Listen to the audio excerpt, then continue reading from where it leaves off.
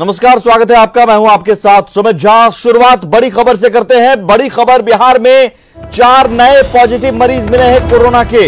नालंदा में 3 लोग corona positive पाए गए हैं, वहीं 1 मरीज मुंगेर में मिला है और इसी के साथ कोरोना मरीजों की संख्या बिहार में बढ़कर 70 हो गई है। 70 अब आंकड़ा पहुंच गया है कोरोना पॉजिटिव मरीजों का बिहार में।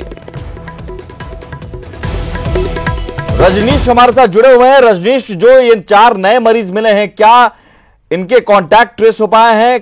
किनसे इन्हें संक्रमण हुआ?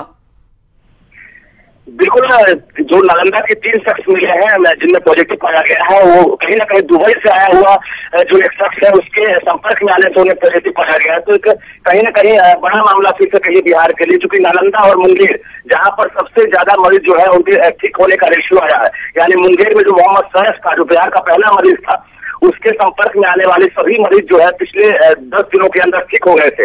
उसके बाद मुंगेर में फिर से जहां एक नया मामला सामने आ गया है, वहीं नालंदा के भी जो सभी मरीज थे वो ठीक होने की स्थिति में थे, यानी डिस्चार्ज कर दिए गए थे अस्पताल से। उसके बाद एक साथ 2 महिला समेत 1 पुरुष में जो कोरोना पॉजिटिव की पुष्टि हुई है, तो कहीं ना कहीं जिला प्रशासन के साथ साथ स्वास्थ्य विभाग फिर से अलर्ट पर आ गया है और बिहार में जो आंकड़े हैं 70 पहुंच गए हैं। पिछले 24 घंटे में जो आंकड़ा था, कहीं ना कहीं उसमें इजाफा नहीं हुआ था। बिहार के लोगों ने राहत की सांस ली थी, लेकिन एक साथ जो जांच सेंटर है, 5 जांच सेंटर में जब कोरोना सैंपल की जांच शुरू हो गई है, तो कहीं ना कहीं जांच सैंपल की जो क्षमता है उसके बढ़ने के बाद जो रेशियो है उसमें इजाफा होने की उम्मीद, आशंका जताई जा रही है। और बता दें, नया अपडेट ये है कि एम्स पटना को भी आईसीएमआर ने दे दिया है हरी और एम्स पटना में भी अब सैंपल की जांच होगी। तो कहीं ना कहीं बिहार के 6 जांच सेंटर पर अब सैंपल की जांच होगी, जिसमें तकरीबन उम्मीद जताई जा रही है कि 1000 सैंपल बिहार के जो रोज जमा होंगे वो सैंपल की अब जांच होगी। तो जो पॉजिटिव मरीजों का आंकड़ा है वो कहीं ना कहीं बढ़ने की आशंका जताई जा रही है। सुमित, बहुत शुक्रिया रजनीश इस जानकारी के लिए। आगे बढ़ते हैं। कोरोना बंदी में सभी को घर में रहना जरूरी है, लेकिन कुछ लोग बावजूद इसके बाहर निकलने की गलती कर रहे हैं। सख्ती बरतने पर पुलिस पर हमला भी कर रहे हैं। बेगूसराय पुलिस ने एक युवक की उस वक्त पिटाई कर दी जब गुरियारी गांव के रहने वाला एक युवक चौक पर कुछ खाने गया था। इस घटना से नाराज स्थानीय लोगों ने पुलिस पर पथराव कर दिया, जिससे पुलिस को मौके से पीछे हटना पड़ा। बाद में समझा बुझाकर मामले को शांत कराया गया। हुआ तो नाश्ता करने आए थे। हाँ। तो वही वजह जमाना से टूपी ने मारने लगा डायरेक्ट। कौन मारा? प्रशासन। उसके बाद जमार के मारने लगा।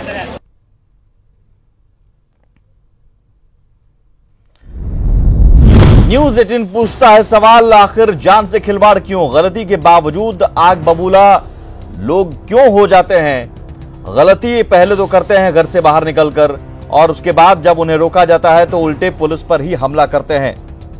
जान से खिलवाड़ क्यों?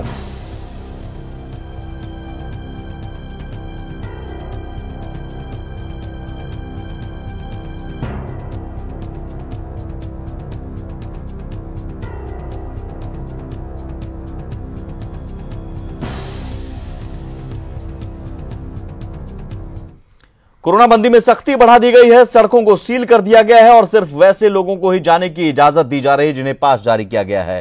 पुलिस का कहना है कि सभी दिशा निर्देशों का सख्ती से पालन कराया जा रहा है। जायजा लिया हमारे सहयोगी रवि एस नारायण ने। लॉकडाउन बढ़ने के बाद सड़कों पर सख्ती जो है वो बढ़ा दी गई है। अभी हम डाक बंगला चौराहे पे हैं और आपको बता दूं कि यहाँ पे जो भी लोग आ रहे हैं सख्ती के साथ सबकी जाँच की जा रही है और बिना अगर कोई पास के है तो उसे आने की बिल्कुल इजाज़त नहीं है। सिर्फ और सिर्फ इमरजेंसी सेवा वाले जो लोग हैं उन्हें ही जाने की इजाज़त है। देखिए, सख्ती का एक नज़ारा आपको दिखाते हैं कि डाक बंगला चौराहा पे ये आप देख सकते हैं कि रास्तों को भी जो है वो पूरी तरह से बैरिकेडिंग कर दी गई है। आने जाने वाले रास्तों को भी जो है वो सील किया गया है और एक ही तरफ से छोड़ा जा रहा है। ये एग्जीबिशन रोड जाने वाला जो रास्ता है वो पूरी तरह से पुलिस ने सील कर दिया है कि आवाजाही जो है वो कम हो सके और जो ज़रूरत के लोग हैं वो सिर्फ एक तरफ से जा सके। यहाँ पे जो पुलिस पदाधिकारी हैं उनसे हम जानते हैं। सर, क्या नाम हुआ सर आपका? मेरा नाम सब इंस्पेक्टर पूर्ण कुमार सिंह है। मैं कोतवाली थाना से हूँ। तो ये कितनी सख्ती बढ़ती जा रही है, क्या क्या ध्यान? ये जो सरकार की जो दिशा निर्देश दी गई है उसी दिशा निर्देश के अनुसार हम लोग उसका पालन कर रहे हैं। इसमें बैंक वाले हैं, आवश्यक कार्य के जो भी जाना है वो लोग जा रहे हैं, बाद बाकी लोग पास दिखा कर जा रहे हैं। हम लोग इस पर एकदम लगे हुए हैं, कोई भी अनावश्यक लोग नहीं जा रहे हैं। सरकार की जो नीति है उसी नीति के अनुसार चल रहे हैं हम लोग।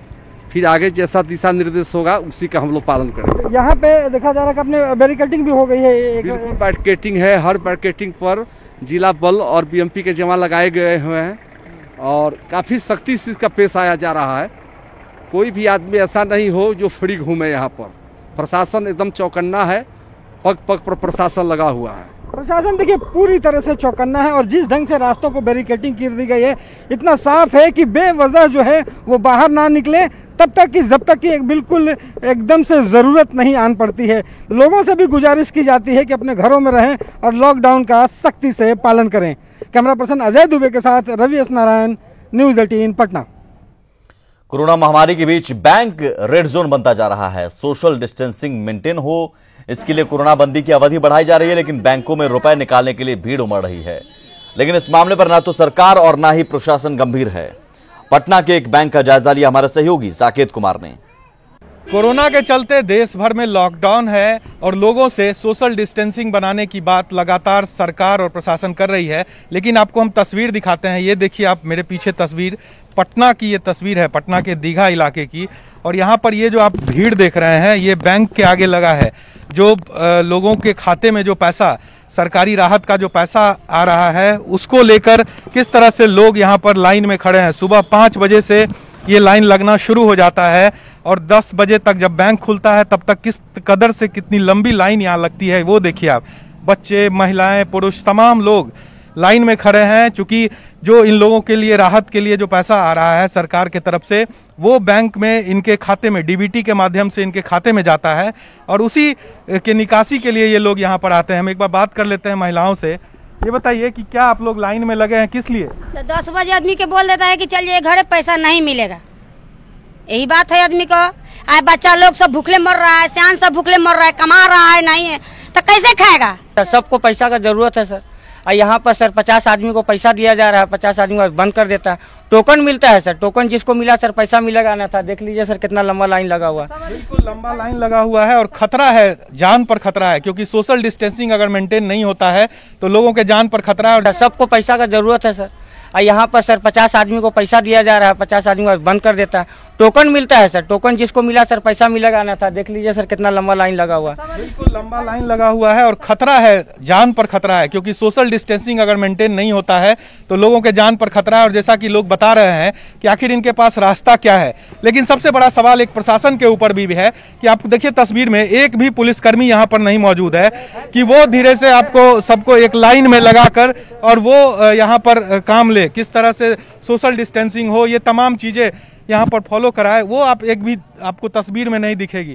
तो ये सवाल सिस्टम पर है, सरकार पर है और प्रशासन पर भी है कि आखिर कोरोना के इस महामारी के घड़ी में जिस तरह से भीड़ बैंकों के बाहर लग रहा है और बैंक कहीं ना कहीं कोरोना के लिए रेड जोन बनता जा रहा है, ये बहुत बड़ा खतरा लोगों के ऊपर मंडराने लगा है। कैमरा पर्सन सुबोध के साथ साकेत कुमार, न्यूज़ 18 पटना। बंदी की वजह से किसान भी परेशान हैं। बगहा के गंडक दियारा में हजारों एकड़ में तरबूज की फसल तैयार है, लेकिन बाजारों तक पहुंचाने का रास्ता बंद है। किसानों की परेशानी का जायजा लिया हमारे सहयोगी मुन्ना राज ने। दियारा की रेत पर तरबूज की खेती से किस्मत संवार रहे किसानों पर आफत आ पड़ी है। तरबूज की खेती से किस्मत संवारने की हसरत पाल रहे तरबूज किसानों की चिंता बढ़ गई है। आप देख सकते हैं कि किस तरह तरबूज की खेती करके उन्होंने फसल तैयार की है और फसल कटने की बारी आ गई है। लेकिन इन फसलों को नेपाल या बड़े महानगरों तक पहुंचाया जाता है, लेकिन कोरोना के चक्कर में पूरा मंडी सन्नाटा छाया हुआ है। तरबूज की फसल कट नहीं रही है और एक उम्र सीमा तरबूज की समाप्त होने के कगार पर है। उम्र सीमा समाप्त होने के साथ ही किसान बर्बादी की तरफ चले जाएंगे। किसान इस लॉकडाउन से और अपने फसल तैयार में जितना आहत हैं कि हम लोग समझ नहीं आ रहा है कि हम लोग के भविष्य का क्या होगा। हम लोग बालू में हजारों एकड़ तरबूज का खेती किए हैं, जिसको कहाँ किस मंडी में ले जाएं। तरबूज की खेती यहाँ तक खेती में रह जाए, बिकेबे ना करे। लॉकडाउन को ऐसे बड़ी बर्बादी बा। 2-3 रोज में कटने वाला है और नेपाल भी बंद है, यूपी भी बंद है, हर जगह भी बंद है। तो मान के चले कि अगर माल हमारा पक गया, अगर नहीं जाएगा तो माल तो खराब हो जाएगा। हमारा सारा संपत्ति इसी में है, सब संपत्ति हमारा खत्म हो जाएगा। काम बंद होने की वजह से गरीबों के बीच खाने की भी समस्या है। ऐसे में जमुई के खैरा पंचायत के लोग गरीबों की मदद कर रहे हैं और गरीबों के बीच अनाज बांटा जा रहा है। इस दौरान सोशल डिस्टेंसिंग का भी पूरा ख्याल रखा जा रहा है। हमारे सहयोगी केसी कुंदन ने खैरा प्रखंड में इसका जायजा लिया है। जो गरीब है, असहाय है, मजदूर है और वो लोग भूखे न सोए, इसके लिए अब जिले के जमुई के गांव स्तर पर लोग जागरूक हो रहे हैं। हम खड़े हैं अभी जमुई जिले के खैरा प्रखंड के चुआ गांव में, जहां पर स्कूल में राहत सामग्री दिया जा रहा है गरीब गुरबों के बीच। ये राहत सामग्री मतलब खाद्य सामग्री, इसमें देखा जाए तो चावल है, गेहूं, आटा है, चीनी है, सरसों तेल है और इस तरह का कई सामान है जो राहत देने की बात होगी गरीबों के लिए। और ये सबसे बड़ी खास बात है कि ये दान के पैसे से जुटाया हुआ रकम है, जो राशि है वो खर्च किया जा रहा है मदद के लिए, वैसे लोग जो गरीब गुरबा है। और साथ ही देख सकते हैं कि एक अपील भी है कि कोरोना वैश्विक आपदा राहत केंद्र चुआ में पधारे और लाभार्थियों से अनुरोध है कि सामाजिक दूरी हर हाल में कायम रखें। जैसा कि देख रहे हैं, जो लोग भी आए हैं यहाँ पर सोशल डिस्टेंसिंग का पालन कर रहे हैं और कराया जा रहा है। जैसा कि देख भी रहे हैं आप कि यहाँ पर लगभग आज लगभग 100 की संख्या में लोगों को ये खाद्य सामग्री दिया जा रहा है। और जो लोग गरीब गुरबा है, इससे भी पहले गांव के लोग जो दान के पैसे से इकट्ठा किए हुए राशि से खर्च करके खाद्य सामग्री दिया जा रहा है। ये पहल इसलिए किया जा रहा है गांव के लोगों के द्वारा, वैसे लोग जो सक्षम है कि गांव के गरीब या इलाके पंचायत के जो गरीब है, असहाय है, वो भूखे न सोए, उनके घर में भी चूल्हा जले। केसी कुंदन, न्यूज़ 18 जमुई। और इस वक्त एक बड़ी खबर मोतिहारी से आ रही है। असामाजिक तत्वों का पुलिस पर हमला हुआ है। हरसिद्धि के बीडीओ समेत 3 पुलिसकर्मी जख्मी हो गए हैं। 2 पुलिसकर्मी गंभीर रूप से घायल हुए हैं। कोरोना पर चर्चा के दौरान यह घटना हुई, हमला किया गया है। और ये तस्वीरें भी देखिए कि इस तरह से गाड़ियों में पर भी निशाना बनाया गया है, गाड़ियों को भी तोड़ा गया है। हरसिद्धि के बीडीओ समेत 3 पुलिसकर्मी जख्मी हुए हैं, जिसमें 2 पुलिसकर्मी गंभीर रूप से घायल हुए हैं। मोतिहारी से यह बड़ी खबर, असामाजिक तत्वों ने पुलिस पर हमला किया है। मुकेश हमारे साथ जुड़े हुए, हमारे संवाददाता फोन लाइन पर। मुकेश, इस वक्त अपडेट क्या है और घायल पुलिसकर्मियों की हालत कैसी है? हरसिद्धि के जगह पर ये चर्चा को लेकर के पर चर्चा करने गए थे गांव में लोग। महादलित बस्ती है और वहां जब गए थे, एसडीओ थे, बीडीओ हरसिद्धि थे और पुलिस बल थे हरसिद्धि के इस गांव में गए। और वहां पर जब ये लोग चर्चा शुरू ही करने वाले थे, तब तक हमला कर दिया गया और हमला में इनकी गाड़ी को बुरी तरह से क्षतिग्रस्त किया गया है। इन 3 पुलिसकर्मियों, जिसमें बताया जाता है कि वहां के जो बीडीओ हैं हरसिद्धि को, उनको चोट लगी है और 2-3 और पुलिसकर्मी को भी चोट लगी है। गंभीर हालत में इन लोगों को अर्धा रेफलर अस्पताल के नजदीक था और वहां भर्ती कराया गया है और उनका इलाज किया जा रहा है। स्थिति गंभीर है, सिर में चोट लगी है, स्थिति गंभीर है। हो सकता है कि इन्हें डॉक्टर यहाँ मोतिहारी या फिर कहीं हायर सेंटर के लिए रेफर करे, लेकिन स्थिति गंभीर है। सभी कोई वहां से जो गांव है वहां से चले आए हैं। महादलित बस्ती है और उसके बाद से स्थिति वहां गांव में भी शांत है। लेकिन हमला क्यों हुआ, फिर क्या व्यवस्था की गई थी, इस पर अभी कोई अधिकारी या फिर कोई बोलने को तैयार नहीं है। लोग गए हुए थे डीएम के आदेश पर, एईएस और कोरोना पर चर्चा कर रहे और इस बीच हमला हुआ है। जी सुमित, हमला करने वालों की पहचान हो पाई है? जी, पूरे गांव के लोग वहां पर उमड़ गए थे और महादलित बस्ती है तो पहले अपने बचाव और फिर इलाज में पुलिसकर्मी और, लेकिन अब इसके बाद इन लोगों की पहचान की जाएगी। किन लोगों ने हमला किया है, वहां पर स्थानीय कुछ लोग और पुलिस प्रशासन की ओर से भी वीडियोग्राफी कराई जा रही थी। चलिए, बहुत शुक्रिया मुकेश इस जानकारी के लिए।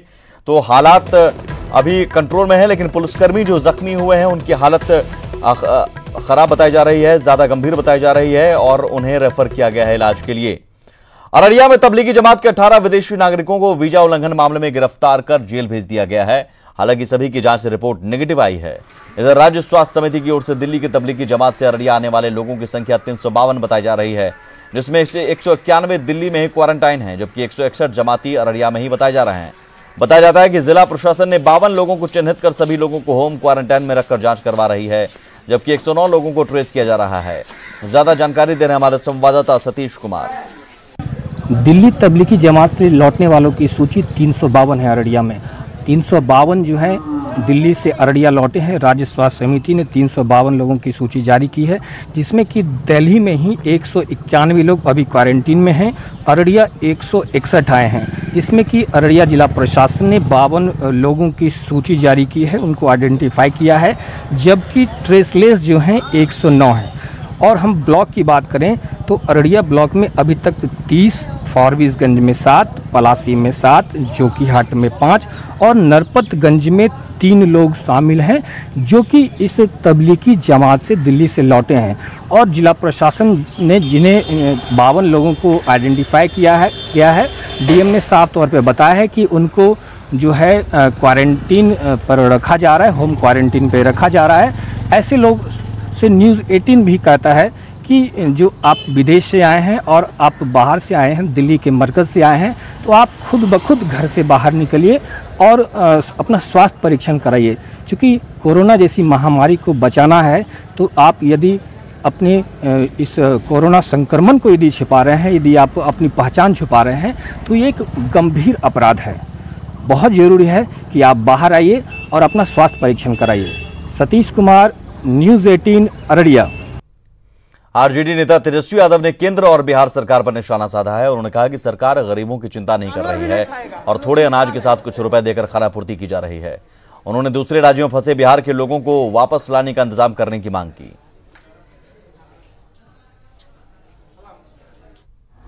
बिहार सरकार तुरंत गुजरात, महाराष्ट्र, दिल्ली और पंजाब सरकारों से बात कर सभी बिहारियों को वापस लाए।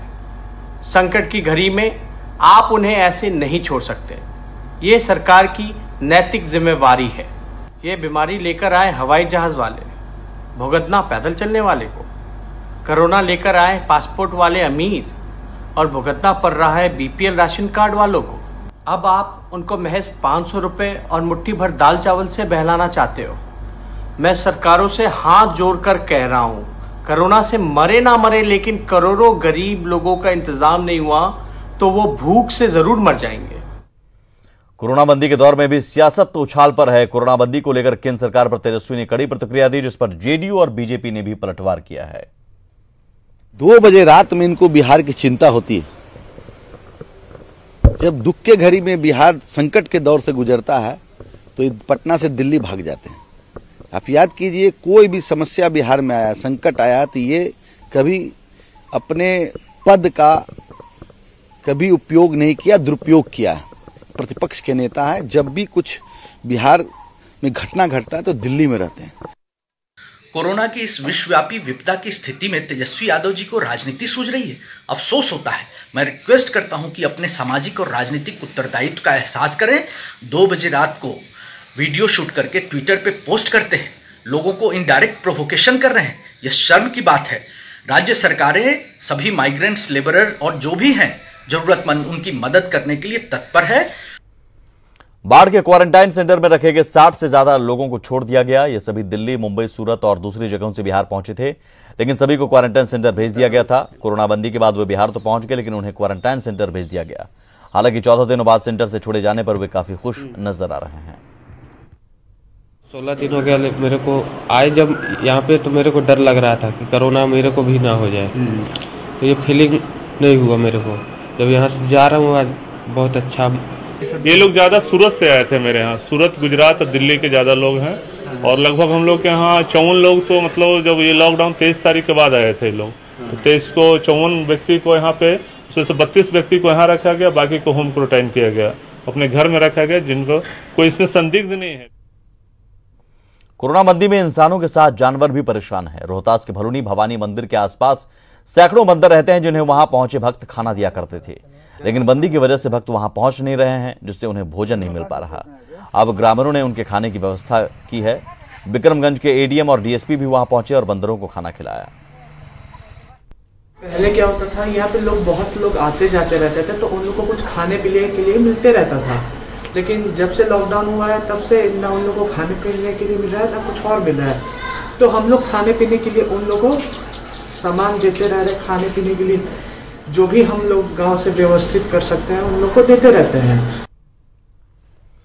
और इसी के साथ इस बुलेटिन में इतना ही, लेकिन न्यूज 18 बिहार झारखंड पर खबरों का सिलसिला लगातार जारी है। नमस्कार।